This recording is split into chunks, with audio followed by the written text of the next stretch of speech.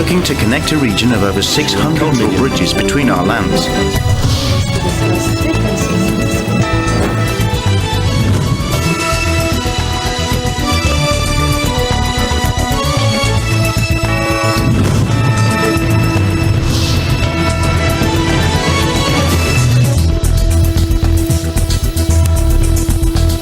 Good evening, I'm Alma Angeles, and you're watching ASEAN in Focus on tonight's headlines. We begin with a solemn address from UN Secretary General Antonio Guterres at the UN General Assembly in New York. He reflects on the recent devastating floods in Derna, Libya, as a poignant symbol of our world's current challenges, emphasizing how those affected became victims not only of conflict but also of the changing climate. President Marcos Jr. issues a stern warning, underscoring the PNP's zero-tolerance policy for officers whose actions could tarnish its reputation. Meanwhile, Ukrainian President Volodymyr Zelensky takes center stage at the United Nations, urging the global community to stand against Russia's actions, which he describes as genocide. Meanwhile, President Biden comments on Russian President Vladimir Putin's absence from the UN session and the potential consequences of inaction in Ukraine.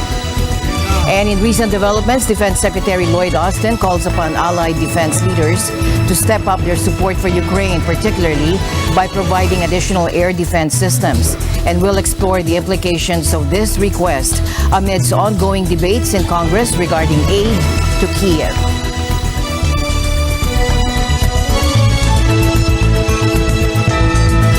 First in our news, a significant earthquake rattled New Zealand's South Island today, causing alarm among residents, but fortunately resulting in no reported injuries or damage.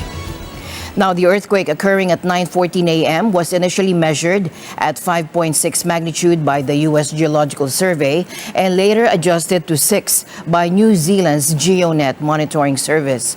Witnesses described the shaking as unsettling, but reported no structural damage. Rebecca Chapman, who was at Cafe Verde in Geraldine, approximately 40 kilometers from the epicenter, said nothing broke, but the lights were shaking. It was a bit scary. One of the customers was distressed as they had experienced the Christchurch earthquake, referring to the devastating earthquake in February of 2011 that claimed 185 lives. New Zealand is situated in the Pacific Ring of Fire, where tectonic plates converge, leading to frequent seismic and volcanic activity. In a somber address to the world leaders at the UN Secretary at the UN General Assembly in New York, UN Secretary General Antonio Guterres described the recent floods in Derna, Libya, as a poignant representation of the world's current state. He also noted that the thousands affected by the floods in Derna, who were killed, injured, or displaced, had become victims of both conflict and climate change. The people of Derna lived and died in the epicenter of that indifference, as the skies unleashed 100 times the monthly rainfall in 24 hours, as dams broke after years of war and neglect, as everything they knew was wiped off the map. Even now, as we speak, bodies are washing ashore from the same Mediterranean Sea where billionaires sunbathe on their super yachts. Derna is a sad snapshot of the state of our world. The flood of inequity, of injustice, of inability to confront the challenges in our midst. Rana Saifi, Assistant Chief of Mission for the UN Refugee Agency in Libya, described the situation in Derna as catastrophic, emphasizing the unprecedented level of destruction. The situation on the ground is catastrophic. I have been a humanitarian worker for over 19 years, and this is one of the worst disasters that I have witnessed. The level of destruction is unfathomable. I saw houses, schools, buildings, shops submerged, and some were completely destroyed and wiped out. Thousands of individuals have lost everything, not least their loved ones. Approximately 50,000 refugees and asylum seekers are registered with UNHCR in Libya, including over 1,000 who were living in the areas affected by the floods prior to the floods. Additionally, some 46,000 internally displaced persons were hosted in the eastern parts of Libya before the floods. Christopher Laker, the UN Development Program resident representative in Libya, highlighted that 97% of certain neighborhoods had been washed away due to dam collapses. For now, access to the affected areas remains fairly limited as the authorities are prioritizing search and rescue and ultimately recovery of the dead. Some are still under collapsed buildings and others are still out at sea. While immediate relief is crucial, early recovery is equally vital and the planning should start now. Our goal is to assist Derna and the affected cities and municipalities in recovery. Debris and rubble removal is essential for creating corridors to enable delivery of humanitarian assistance, essential for restoring infrastructure, creating safe living conditions, and enabling the communities to rebuild and recover. President Marcos Jr. issued a strong warning on Tuesday, emphasizing that there will be no tolerance for police officers whose actions could damage the Philippine National Police's reputation. Mark my words, there will be no room for leniency for those who engage in acts that tarnish the reputation of our police and jeopardize the safety of our people. So to our new officers here, I urge you to keep your integrity at all times and remain steadfast in your commitment to public service amidst the many challenges faced by your institutions. The president delivered this message during the swearing-in ceremony of newly promoted star-ranked officers at the PNP at Malacanang. He urged them to maintain their integrity and unwavering commitment to public service in the face of various challenges. You are the face of our police force, so I expect you to fulfill your duties with utmost competence, integrity, and responsibility. This, in huge part, entails the communication of the administration's agenda on security, justice, and peace. He also stressed the importance of the PNP being free from corruption and abuse. In this regard, I urge the PNP to be free from any form of corruption and abuse, so it could earn and maintain the trust, the confidence, and the admiration of our people. I challenge you to be agents of positive change, the change that we want to establish in our country. He assured them of the administration's support for the PNP's plans and programs aimed at enhancing the force's capabilities. As President, I assure you, this administration is always supportive of the PNP's plans and programs, especially those that bolster your capability.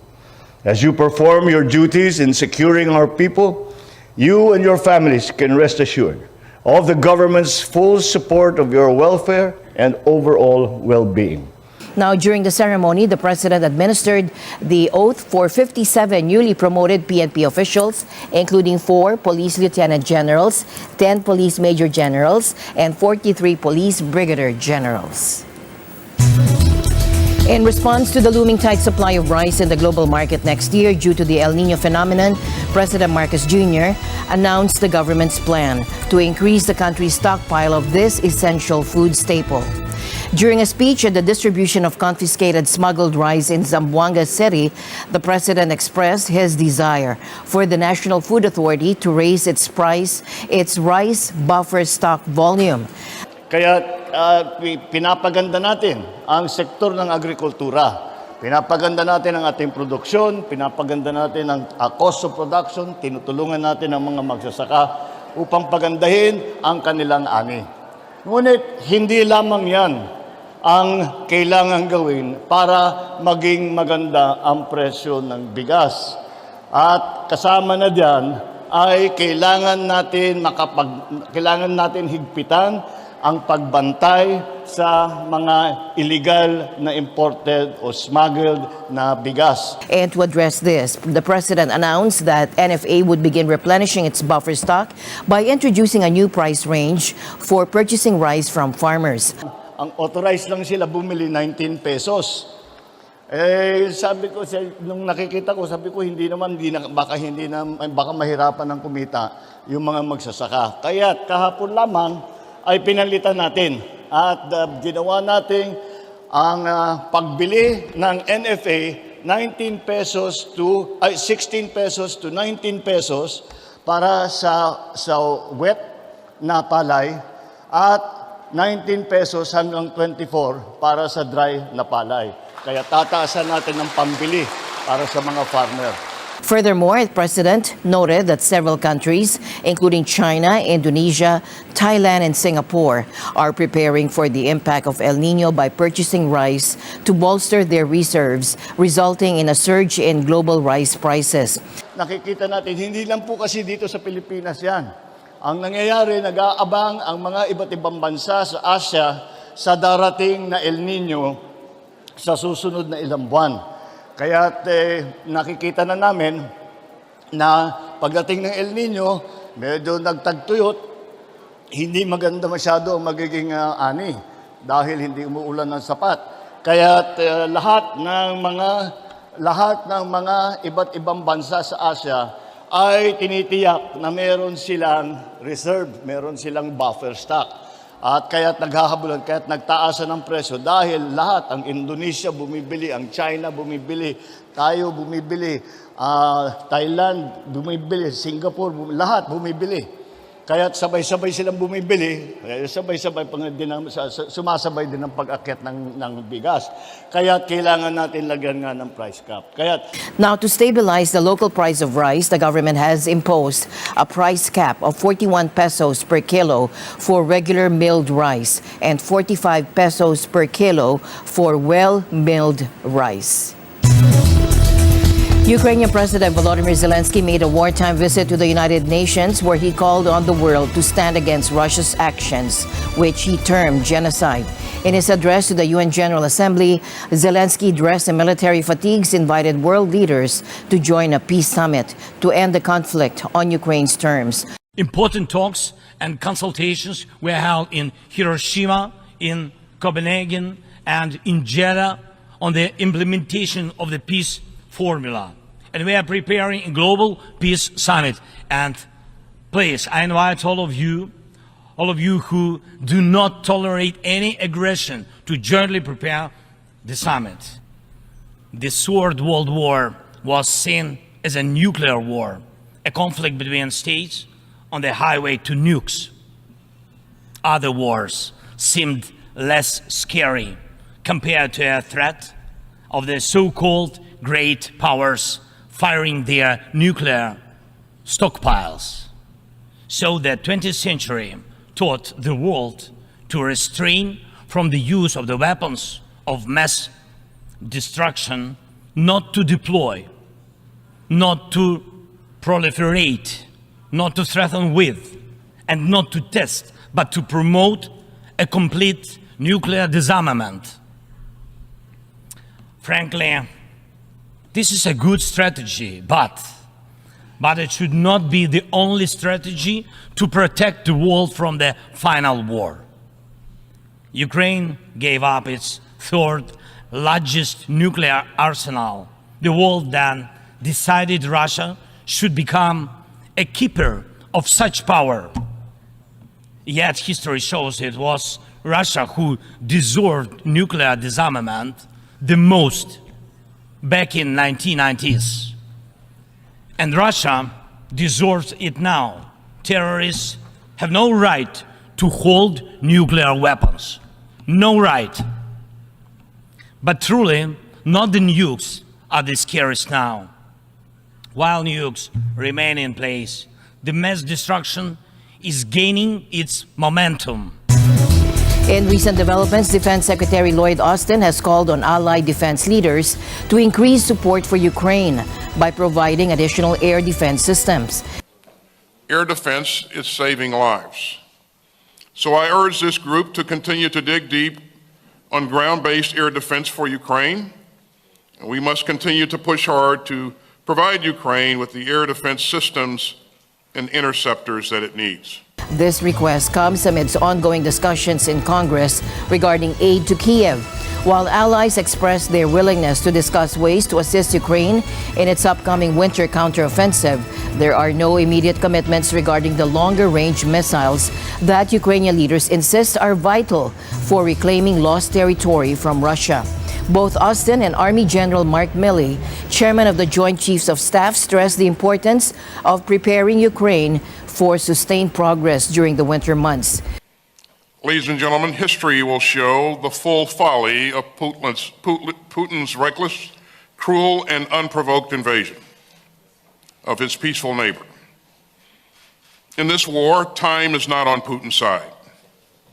Time is never on the side of a dictator who launches an imperial war of choice.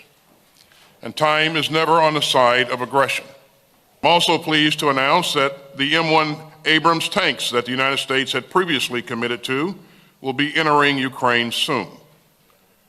Now, the more Russia prolongs its war, the more glaring its cruelty becomes. Now, General Mark Milley noted that while the Ukrainian offensive has made steady progress, it faces a challenging Russian defense network. Milley stressed the collective effort of nations, including the U.S., to expedite aid delivery to Ukraine, aligning with its needs. Counter combat. Things tend to slow down on both sides. So it's not particularly surprising that this offensive, the Ukrainian offensive, is going a little bit slower than previously anticipated.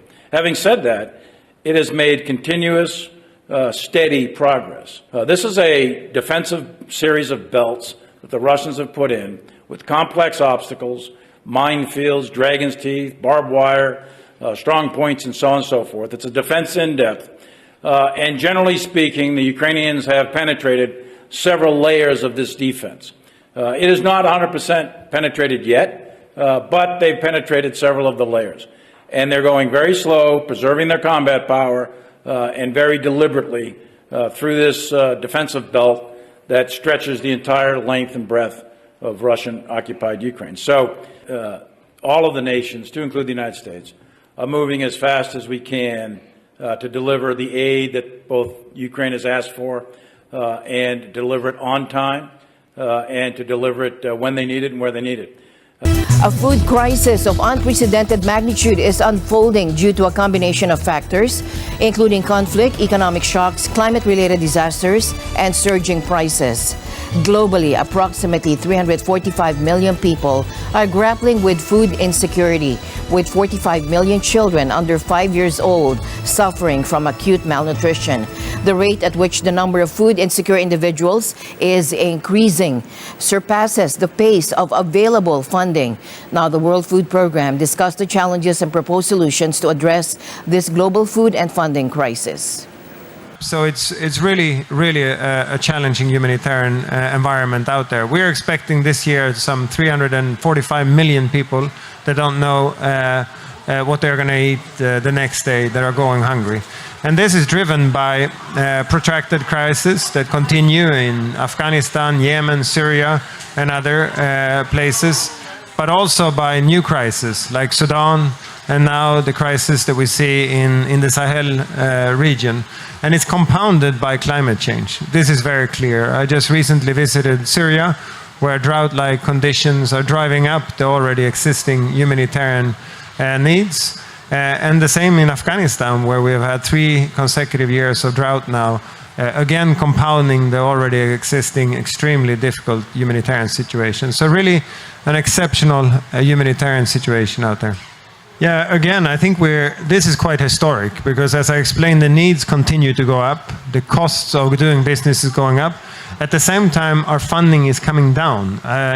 Many years we have said that funding is not keeping pace of the increase of needs. But right now we have a situation where needs are going up and funding is actually going down. And that's across the board. And the forecasts for 24 look even more dire. So we are now facing serious cuts in all our operations because we're donor funded, and so some donors are targeting specific countries and specific programs. But we are doing discussions such as, do we cut our rations or do we cut our number of beneficiaries? And maybe when we reach a bottom, let's say that 50% of needed rations is what we deliver, we feel that we can't go below that. So then we begin to cut beneficiaries. But these are terribly difficult decisions to make. You know, SDG summit today, I mean, we cannot only be addressing the humanitarian needs, we also need to find solutions and push back on these needs. And we do that a lot through resilience work, through our school feeding programs. And so it's important for us at this SDG summit to put those issues on the agenda. In a recent address to the General Assembly on September 19th, President Joe Biden of the U.S. unequivocally placed the responsibility for the conflict in Ukraine squarely on Russia's shoulders. He stressed the urgent need to confront this blatant aggression today and establish a deterrent against potential aggressors in the future. As President of the United States, I understand the duty my country has to lead in this critical moment, to work with countries in every region, linking them in common cause, to join together with partners who share a common vision of the future of the world, where our children do not go hungry and everyone has access to quality health care, where workers are empowered and our environment is protected, where entrepreneurs and innovators everywhere can access opportunity everywhere, where conflicts are resolved peacefully and countries can chart their own course. During his speech at the General Assembly's general debate, the president reasserted his nation's unwavering commitment, alongside its global allies and partners, to stand firmly by Ukraine's courageous people as they defend their sovereignty, territorial integrity, and their cherished freedom. We strongly support Ukraine in its efforts to bring about a diplomatic resolution that delivers just and lasting peace. But Russia alone bears responsibility for this war. Russia alone has the power to end this war immediately. And it's Russia alone that stands in the way of peace, because Russia's price for peace is Ukraine's capitulation, Ukraine's territory, and Ukraine's children. We have to stand up to this naked aggression today and deter other would-be aggressors tomorrow. That's why the United States, together with our allies and partners around the world, will continue to stand with the brave people of Ukraine as they defend their sovereignty and territorial integrity and their freedom. The United States seeks a more secure, more prosperous, more equitable world for all people, because we know our future is bound to yours. Let me repeat that again. We know our future is bound to yours.